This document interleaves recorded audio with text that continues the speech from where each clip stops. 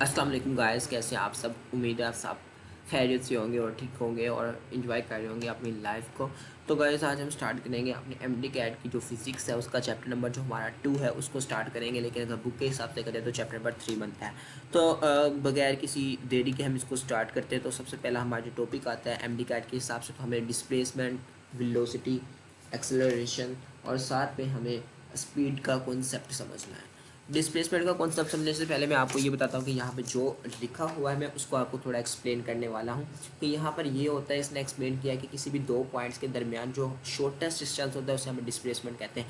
या हम इसको यूँ भी बात कर देते हैं कि जिस पॉइंट से वो स्टार्ट करता है और जिस पॉइंट पर वो एंड करता है, उन दोनों पॉइंट्स को हम क्या करते हैं, वैक्टर्स के साथ मिला देते हैं। और उन वैक्टर्स को भी मतलब उन दोनों पॉइंट्स को हम वेक्टर के ज़रिए से रिप्रेजेंट करते हैं, पोजीशन वेक्टर के ज़रिए से। और बाद में उन दोनों वेक्टर्स के दरमियान भी हम एक उन दोनों वेक्टर्स की जो हेड्स होते हैं उनको भी हम एक वेक्टर के ज़रिए से मिला देते हैं। तो ये जो वेक्टर इन दोनों को मिलाएगा ये हमारे पास इनका डिस्प्लेसमेंट होगा। असल में अगर हेड टू टेल रूल के मुताबिक मैं बात करूँ तो ये आएगा R1 + D और ये हमारे पास इनका आ जाएगा सम ऑफ वेक्टर। तो अगर मैं डिस्प्लेसमेंट फाइंड करना चाहता हूँ तो मैं इस तरीके से D = R2 - R1 की तरीके से बात कर दूंगा। ये सारा मैथमेटिकल वर्क था तो इसका थोड़ा सा आपको पता होना चाहिए।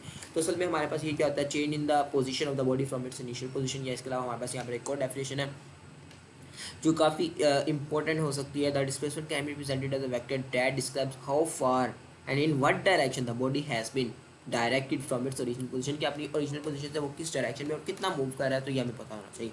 मजीद इसमें कोई भी इंपॉर्टेंट चीज़ नहीं थी, ये पता होना चाहिए कि डिस्प्लेसमेंट की मैग्नीट्यूड क्या होती है। वो डिस्टेंस होता है जितना उसने कवर किया होता है, दोनों पॉइंट के दरमियान शॉर्टेस्ट जो डिस्टेंस होता है वो होता है हमारी उसकी मैग्नीट्यूड। उसकी डायरेक्शन का भी हमें बताना होगा इसमें। उसके बाद वेलोसिटी का कॉन्सेप्ट हमें पता होना चाहिए कि वेलोसिटी असल में क्या होती है। तो जो डिस्प्लेसमेंट के अंदर हमें स्पीड होती है उसको हम क्या कहते हैं, वेलोसिटी कह देते हैं। वैसे तो स्पीड होती है जो हर डिस्टेंस के अंदर काउंट होती है, लेकिन जो डिस्प्लेसमेंट के अंदर कवर होती है उसको हम क्या कहते हैं, वेलोसिटी कहते हैं। तो यहाँ पर इसने क्या किया, अगर डी डिस्टेंस उसने कवर किया यानी डिस्प्लेसमेंट वेक्टर उसने डिस्टेंस कवर किया और जो टाइम उसको लगा वो टी था, तो इसकी जो वेलोसिटी होगी हमारे पास कुछ इस तरह होगी। लेकिन ये हमारे पास हमने पूरी वेलोसिटी ले ली कि और उसका पूरा डिस्टेंस ले लिया और पूरी डिस्प्लेसमेंट ले ली और पूरा टाइम ले लिया, यानी उसको कितना डिस्प्लेसमेंट कवर करना पड़ा और कितना टाइम उसके लिए उसको यूज़ हुआ। तो उसके ज़रिए से हमारे पास एवरेज वेलोसिटी आ जाएगी। लेकिन ये हमारे पास काफ़ी हर्डल्स कोज कर देती है। तो इसकी बात इसने यहाँ पे की है कि अगर मैं क्या करता हूँ, एक टेनिस बॉल है उसको मैं मूव करवाता हूँ या कोई भी बॉल की बात कर लेता हूँ, तो स्क्वैश बॉल की बाल किससे कर देता हूँ, अगर मैं स्क्वैश बॉल को मूव करवाता हूँ तो वो टकरा कर वापस आ जाती है अपनी ओरिजिनल पोजीशन पे। अब जब अपनी ओरिजिनल पोजीशन पे वो वापस आ गई है, जब मैं उस टाइम में उसका डिस्टेंस काउंट करूँगा या डिस्प्लेसमेंट काउंट करूँगा तो वो जो आएगी वो उसकी क्या आ जाएगी, जीरो आ जाएगी डिस्प्लेसमेंट। तो जहाँ से वो गई थी मेरे पास वहाँ पर ही मौजूद है, तो मेरे पास उसकी जो डिस्प्लेसमेंट है वो वहाँ पर मेरे पास जीरो आ जाएगी। तो मैं डिस्प्लेसमेंट जब यहाँ पर जीरो पुट करूँगा तो और जो इसका टाइम है वो मेरे पास, लेकिन मैं कहता हूँ टाइम तो लगा, टाइम मेरे पास कितना, फॉर एग्जांपल 2 मिनट लगे, मैं 2 मिनट यहाँ पर पुट करूँगा तो आंसर यहाँ पर वेलोसिटी का ज़ीरो आ जाएगा। लेकिन असल में ज़ीरो नहीं थी वेलोसिटी उसकी।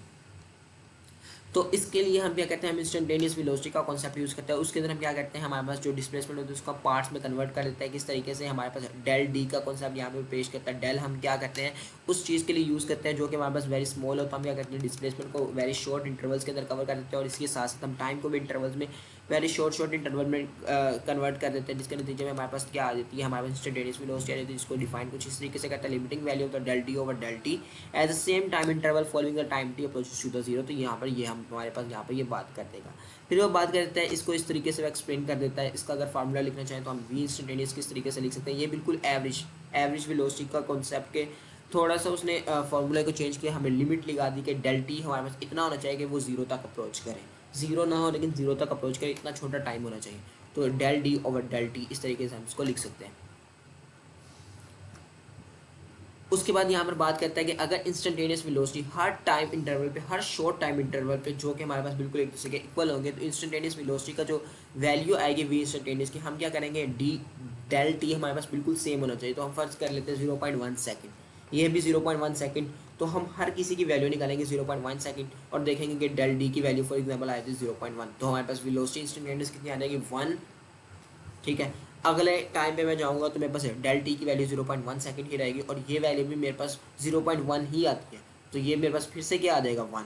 तो अगर हर टाइम पे यूं ही होगा तो हम कहेंगे कि वेलोसिटी हमारे पास यूनिफॉर्म है। मजीद हम इसको आगे डिटेल से देखेंगे, जब हमारे पास ग्राफ आएगा तो तब हम इसको डिटेल से देखेंगे।